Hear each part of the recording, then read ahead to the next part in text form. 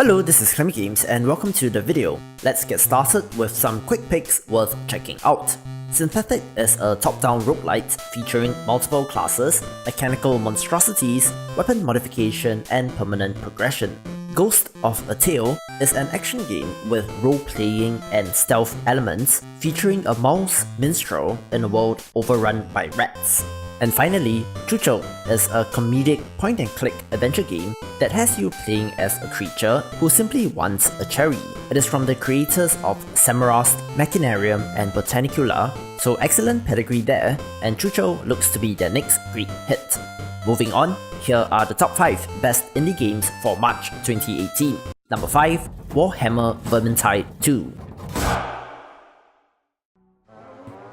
The sequel to 2015's Warhammer End Times Vermintide, the developer Fatshark has done a fantastic job with the Warhammer license, combining the cooperative and frenetic gameplay of Left 4 Dead with the war-ravaged Warhammer fantasy universe. The sequel expands upon the earlier title by adding Chaos Warriors to the mix, and as was the case previously, loot and leveling plays a huge part in the game's success.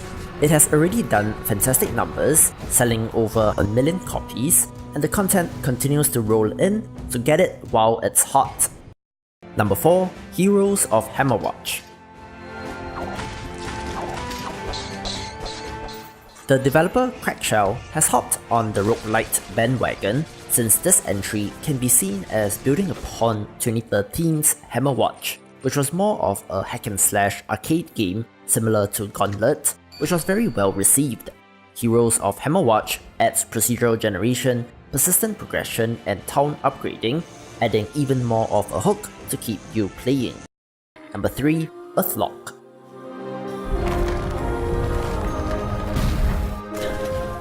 A turn-based JRPG developed by a Norwegian studio, this game is actually an updated version of 2016's EARTHLOCK Festival of Magic. Essentially, the developers have taken player feedback into account and rejiggered and added new facets to the core game, re-releasing as a should-have-been edition in quotes, and giving the updated game for free to all existing owners. It is a very deep Japanese-style RPG with the hallmarks of interesting characters and main story, as well as a complex talent board system in place of a skill tree and a home island which you can develop. Very solid turn-based RPG which I had fun with.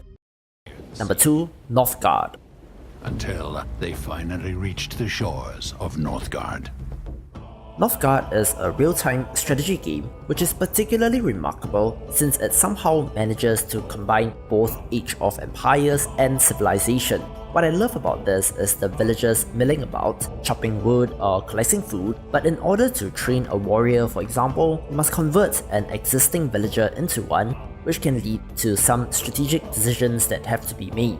Add to that 6 clans of Vikings with different advantages and disadvantages, 5 types of victory conditions, domination, fame, trade, wisdom, and map-specific ones, as well as the passage of time, since winter will affect food production, and you have yourself an excellent strategy game. And number 1, Pit People.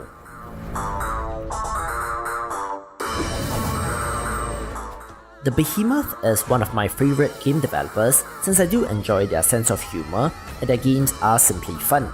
I really enjoyed Castle Crashers and Battle Block Theatre, and Pit People is their latest title to be released. When an alien 6-legged bear crashed into the planet, the world was thrown into chaos, and amidst all of these is a story of heroes rising from the pit to traverse the post-apocalyptic wasteland.